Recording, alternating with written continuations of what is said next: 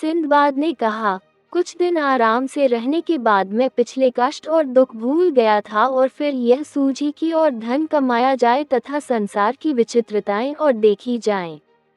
मैंने चौथी यात्रा की तैयारी की और अपने देश की वे वस्तुएं जिनकी विदेशों में मांग है प्रचुर मात्रा में खरीदी। फिर मैं माल लेकर फारस की ओर चला। वहां के कई नगरों में व्यापार करता हुआ मैं एक बंदरगाह पर पहुंचा और व्यापार किया। एक दिन हमारा जहाज तूफान में फंस गया। कप्तान ने जहाज को संभालने का बहुत प्रयत्न किया किंतु संभाल न सका। जहाज समुद्र की तह से ऊपर उठी पानी में डूबी एक चट्टान से टकराकर चूर चूर हो गया। कई लोग तो वहीं डूब गए किंतु मैं और कुछ अन्य व्यापारी टूटे तख्तों के सहारे किसी प्रकार तट पर आ लगे। हम लोग एक द्वीप में आ गए थे। इधर उधर घूमकर हम लोगों ने वृक्षों के फल तोड़ तोड़ कर खाए और अपनी भूख मिटाई। फिर हम समुद्र तट पर आकर लेट गए और अपने दुर्भाग्य को कोसने लगे। किंतु इससे क्या होना था, हमें नींद आ गई और रात भर गहरी नींद में सोते रहे। सवेरे उठकर फिर द्वीप में घूमने और फल आदि इकट्ठा करने लगे। अचानक काले रंग के आदमियों की एक बड़ी भीड़ ने हमें घेर लिया। उन्होंने हमारे गले में रस्सियां बांध दी और भेड़ बकरियों की भांति हमें हाँक हाँक कर बहुत दूर पर बसे अपने गांव में ले गए। फिर उन्होंने हमारे सामने एक खाद्य पदार्थ रखकर इशारे से कहा कि इसे खाओ। मेरे साथियों ने बगैर कुछ सोचे समझे उसे पेट भर खाया और तुरंत ही नशे में मतवाले हो गए। मैंने वह चीज बहुत कम खाए और काले लोगों की हरकतों को ध्यान से देखने लगा। मेरे साथी तो कुछ न समझ सके लेकिन मैंने समझ लिया कि इन लोगों की नीयत अच्छी नहीं है। फिर उन्होंने खाने के लिए हमें नारियल के तेल में पका हुआ चावल दिया। इस खाद्य से आदमी मोटे हो जाते हैं। मैं समझ गया कि काले लोगों का इरादा है कि हमें मोटा करें और फिर अपने कबीले की दावत करके हम लोगों का मांस पकाकर सब लोग खाएं। मेरे साथी तो नशे में खूब पेट भर कर खाते थे किंतु मैं बहुत थोड़ा खाता था ताकि मोटा न हो और नरभक्षियों का आहार न बनूं। मैं कम खाने और अपने प्राणों की चिंता में इतना दुबला हो गया कि बदन में हड्डी चमड़े के सिवाय कुछ न रहा। मैं दिन में उस द्वीप में घूमा फिरा करता था। एक दिन मैंने देखा कि गांव के सब लोग काम पर चले गए हैं। केवल एक बूढ़ा बैठा था। मैं अवसर पाकर भाग निकला। बूढ़े ने मुझे बहुतेरा चिल्ला चिल्ला कर बुलाया किंतु मैं न रुका। शाम को गांव में लोग आए तो मेरी खोज में निकले, किंतु तब तक मैं बहुत ही दूर निकल चुका था। मैं दिन भर भागता, रात में कहीं छुपकर सो जाता, रास्ते में फल आदि से भूख मिटाता या नारियल तोड़कर उसका पानी पी लेता जिससे भूख और प्यास दोनों शांत होती थी। 8वें दिन मैं समुद्र के तट पर पहुंचा। वहां देखा कि मेरी तरह के बहुत से श्वेत वर्ण मनुष्य काली मिर्च इकट्ठी कर रहे हैं क्योंकि वहां काली मिर्च बहुत पैदा होती थी। उन्हें देखकर मुझे बड़ी प्रसन्नता हुई और मैं उनके पास पहुंच गया। वे भी चारों ओर जमा हो गए और अरबी भाषा में मुझसे पूछने लगे कि तुम कहां से आ रहे हो। मैं अरबी बोली सुनकर और भी हर्षित हुआ और मैंने विस्तार से उन्हें बताया कि जहाज टूटने पर हम लोग द्वीप के किसी अन्य तट पर लगे जहां से हमें बहुत से श्याम वर्ण लोग पकड़कर ले गए। उन लोगों को ये सुनकर बड़ा आश्चर्य हुआ। वे बोले, अरे वे लोग नरभक्षी हैं, तुम्हें उन्होंने छोड़ कैसे दिया। मैंने उन्हें आगे का हाल बताया कि किस प्रकार कम खाकर और मौका पाकर भागकर मैंने जान बचाई। उन लोगों को मेरे जीते जागते बच निकलने पर अति आश्चर्य और प्रसन्नता हुई। जब तक उनका काम पूरा न हुआ मैं उनके साथ मिलकर काम करता रहा। फिर वे लोग मुझे अपने साथ जहाज पर लेकर अपने देश आए और अपने बादशाह के सामने मुझे ये कहकर पेश किया कि यह व्यक्ति नरभक्षियों के चंगुल से सही सलामत निकल आया है। बादशाह को जब मैंने अपना पूरा हाल सुनाया तो उसे भी सुनकर बड़ा आश्चर्य और प्रसन्नता हुई। वह बादशाह बड़ा दयालु प्रकृति का था। उसने मुझे पहनने के लिए वस्त्र तथा अन्य सुख सुविधाएं दी। बादशाह के कब्जे में जो द्वीप था वह बहुत बड़ा और धन धान्य से पूर्ण था। वहाँ के व्यापारी अन्य देशों में अपने यहाँ की चीजें ले जाते थे और बाहर के कई व्यापारी भी आते थे। मुझे आशा होने लगी कि किसी दिन मैं अपने देश पहुँच जाऊंगा। बादशाह मुझ पर बड़ा कृपालु था। उसने मुझे अपना दरबारी बना लिया। लोग मुझे देखकर ऐसा बर्ताव करने लगे जैसे मैं उनके देश का निवासी हूँ।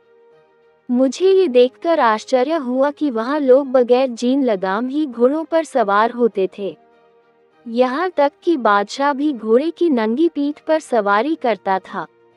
मैंने एक दिन बादशाह से पूछा कि आप लोग जीन लगाम लगाकर घोड़े पर क्यों नहीं चढ़ते? उसने कहा, जीन लगाम क्या होती है?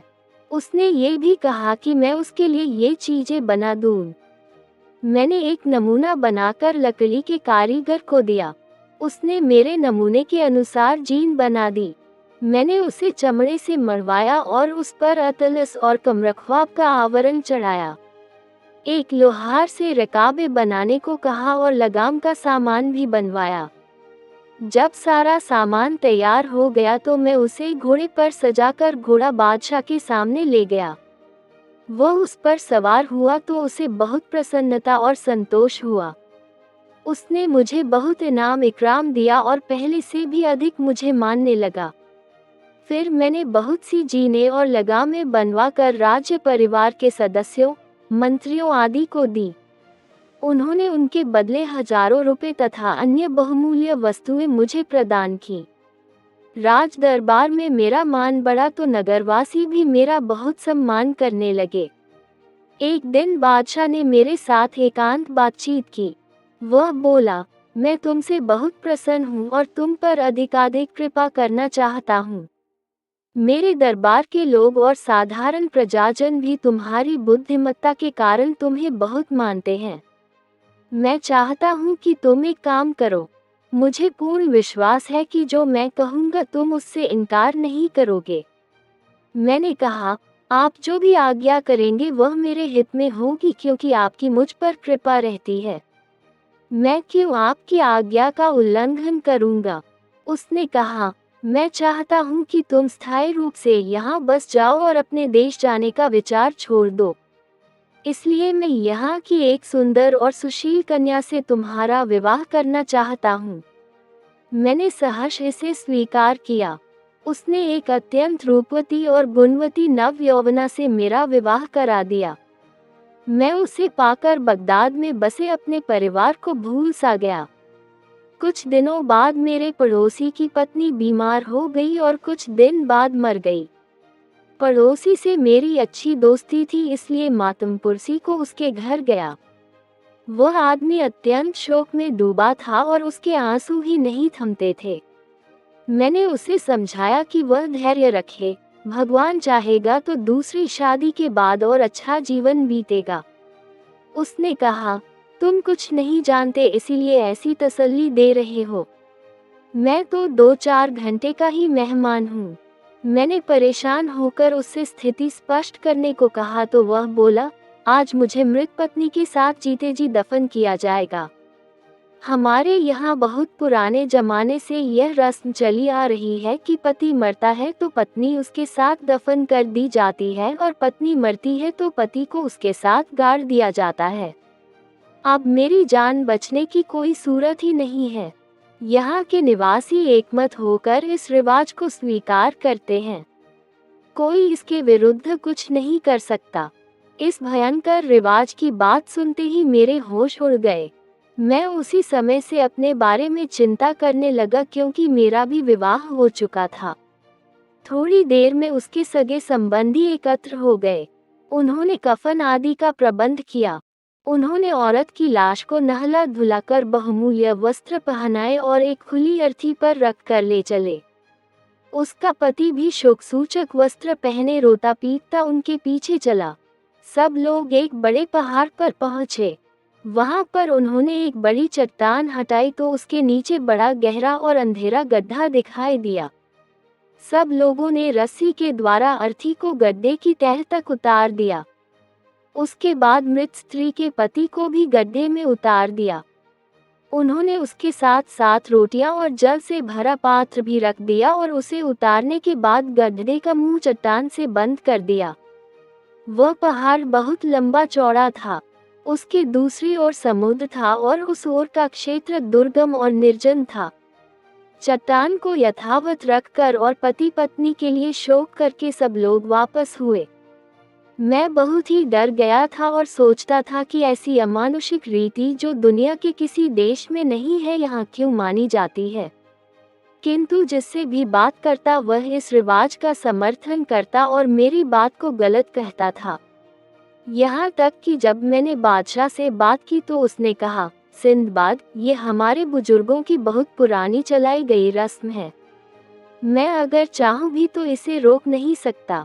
ये रस्म मुझ पर भी लागू होती है। भगवान न करे अगर रानी का देहांत हो जाए तो मुझे भी उसके साथ जीते जी दफन कर दिया जाएगा। मैंने पूछा कि यह रस्म क्या उन अन्य देशवासियों पर भी लागू होती है जो यहाँ पर रहने लगे हैं। बादशाह मुस्कुराने लगा और बोला, ये रस्म देशी विदेशी सब के लिए है। इससे कोई व्यक्ति बाहर नहीं समझा जाता। इसके बाद मैं बहुत घबराया रहने लगा। मैं बराबर सोचता था कि कहीं मेरी पत्नी मर गई तो मुझे भी ऐसी भयानक मौत मरना पड़ेगा। मैं इसीलिए अपनी पत्नी के स्वास्थ्य की बहुत देखभाल करने लगा। किंतु ईश्वर की इच्छा कौन टाल सकता है। कुछ समय के बाद मेरी पत्नी सख्त बीमार हुई और कुछ दिनों में काल कवलित हो गई।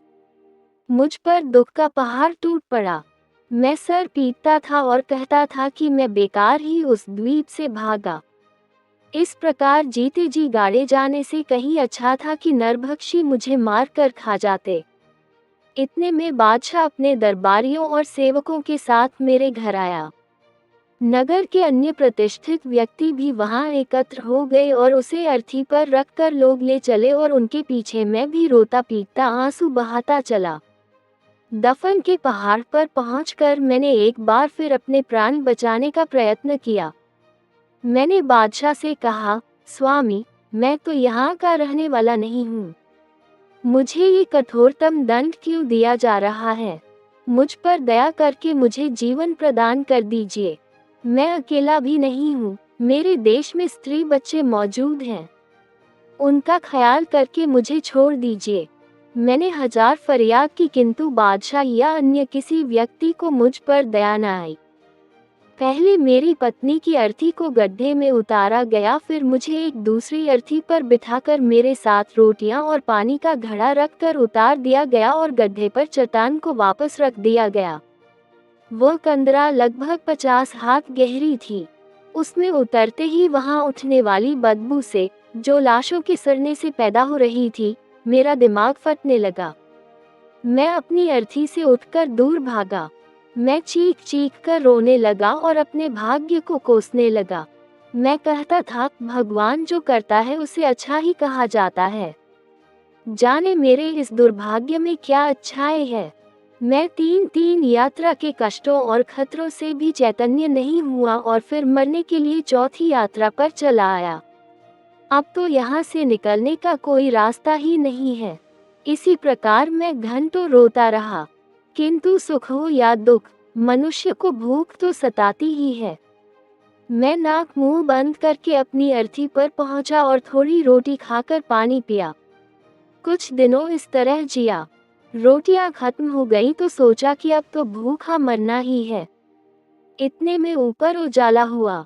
ऊपर की चट्टान खोलकर लोगों ने एक मृत पुरुष और उसके साथ उसकी विधवा को गड्ढे में उतार दिया। जब लोग चट्टान बंद कर चुके तो मैंने एक मुर्दे की पांव की हड्डी उठाए और चुपचाप पीछे से आकर स्त्री के सिर पर उसे इतनी जोर से मारा कि वह गश खाकर गिर पड़ी। मैंने लगातार चोटें करके उसे मार डाला और साथ रखी हुई रोटियां और पानी लेकर अपने कोने में चला गया। 2-4 दिन बाद एक आदमी को उसकी मृत पत्नी के साथ उतारा गया। मैंने पहले की तरह आदमी को खत्म करके उसकी रोटियां और पानी ले लिया। मेरे भाग्य से नगर में महामारी पड़ी और रोज 2-1 लाशें और उसके साथ जीवित व्यक्ति आने लगे जिन्हें मारकर मैं उनकी रोटियां ले लेता। एक दिन मैंने वहां ऐसी आवाज सुनी जैसे कोई सांस ले रहा हो। वहाँ अंधेरा तो इतना रहता था कि दिन रात का पता नहीं चलता था। मैंने आवाज ही पर ध्यान दिया तो सांस के साथ पाँवों की भी हल्की आहट आई। मैं उठा तो मालूम हुआ कि कोई चीज एक तरफ दौड़ रही है। मैं भी उसके पीछे दौड़ा। कुछ देर इसी प्रकार दौड़ने के बाद मुझे दूर एक तारे जैसी चमक दिखाई दी जो झिलमिला सी रही थी। मैंने उस तरफ दौड़ना आरंभ किया तो देखा कि ये कितना बड़ा छेद है जिसमें से मैं बाहर जा सकता हूँ। वास्तव में मैं पहाड़ के दूसरी ओर की ढाल पर निकल आया था। पहाड़ इतना ऊंचा था कि नगर निवासी जानते ही नहीं थे कि उधर क्या है। उस छेद में से होकर कोई जंतु मुर्दों को खाने के लिए अंदर आया करता था और उसी के सहारे मुझे बाहर निकलने का रास्ता मिला। मैं उस छेद से बाहर खुले आकाश के नीचे आ निकला और भगवान को उनकी अनुकंपा के लिए धन्यवाद दिया। मुझे अब अपने बच निकलने की आशा हो गई थी। अब मैंने कुछ सोचना आरंभ किया क्योंकि अभी तक तो मुर्दों की दुर्गंध के कारण कुछ सोच नहीं पाता था। थोड़ा थोड़ा भोजन करके मैंने इतने दिन तक किसी प्रकार अपने को जीवित रखा था। मैं एक बार फिर जी कड़ा करके उस मुर्दों की गुफा में घुस गया। बहुत से मुर्दों के साथ बहुमूल्य रत्न भूषण आदि रख दिए जाते थे। मैंने टटोल टटोल कर अंदाज से बहुत से हीरे जवाहरात इकट्ठे किए।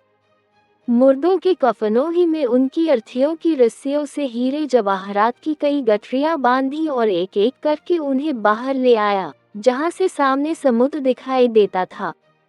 मैंने समुद्र तट पर 2-3 दिन फल फूल खाकर बिताए। चौथे दिन मैंने तट के पास से एक जहाज गुजरता देखा। मैंने पगड़ी खोलकर उसे हवा में उड़ाते हुए खूब चिल्लाकर आवाजें दी। जहाज के कप्तान ने मुझे देख लिया। उसने जहाज रोककर एक नाव मुझे लेने को भेजी। नाविक लोग मुझसे पूछने लगे कि तुम इस अजब स्थान पर कैसे आए। मैंने उन्हें पूरा वृतांत सुनाने के बजाय कह दिया कि 2 दिन पहले हमारा जहाज डूब गया था। मेरे सभी साथी भी डूब गए। सिर्फ मैं कुछ तख्तों के सहारे अपनी जान और कुछ सामान बचा लाया। वे लोग मुझे गठरियों समेत जहाज पर ले गए। जहाज पर कप्तान से भी मैंने यही बात कही और उसकी कृपा के बदले उसे कुछ रत्न देने लगा, किंतु उसने लेने से इनकार कर दिया। हम वहां से चलकर कई द्वीपों में गए। हम सरान द्वीप से 10 दिन की राह पर स्थित नील द्वीप गए। वहां से हम कली द्वीप पहुंचे जहां शीशे की खानें हैं और हिंदुस्तान की कई वस्तुएं ईख, कपूर आदि भी होती हैं। कली द्वीप बहुत बड़ा है और वहां व्यापार बहुत होता है। हम लोग अपनी चीजें खरीदते बेचते कुछ समय के बाद बसरा पहुंचे जहां से मैं बगदाद आ गया। मुझे असीमित धन मिला था। मैंने कई मस्जिदें आदि बनवाई और आनंद पूर्वक रहने लगा। ये कहकर सिंदबाद ने हिंदबाद को 400 दीनारें और दी और दूसरे रोज भी आने को कहा। अगले दिन सब लोग फिर एकत्र हुए और भोजनोपरांत सिंदबाद ने अपनी 5वीं यात्रा का वर्णन शुरू किया।